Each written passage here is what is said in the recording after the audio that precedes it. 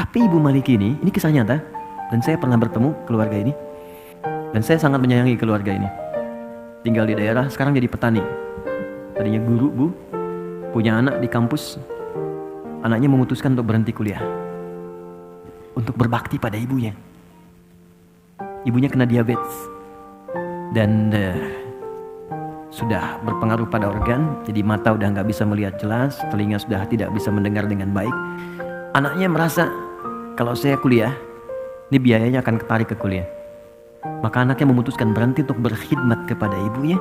Dan agar fokus biaya untuk pengobatan ibunya.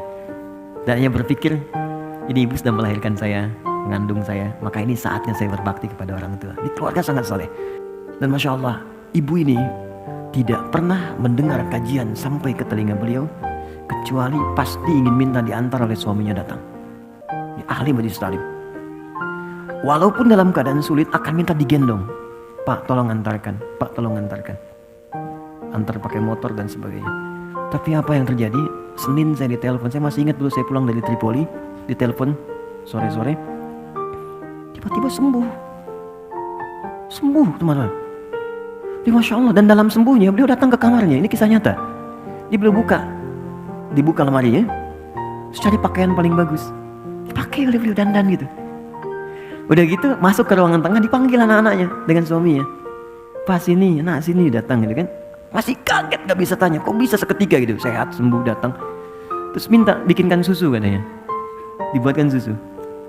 Dibikinkan duduk semua, tengah, duduk. Kemudian minta pada anaknya untuk dibacakan Al-Quran. Nak coba baca Quran deh. Anaknya baca. Allahu Akbar, saat baca, semua masih heran, masih menikmati bacaan.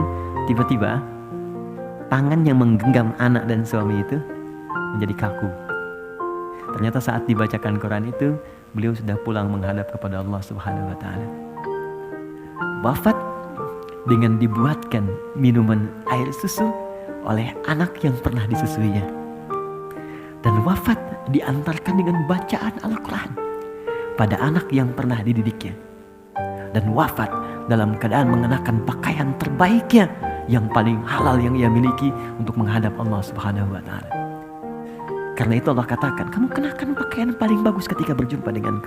Karena itu mungkin saat terakhir engkau hidup di dunia menjadi hamba dariku.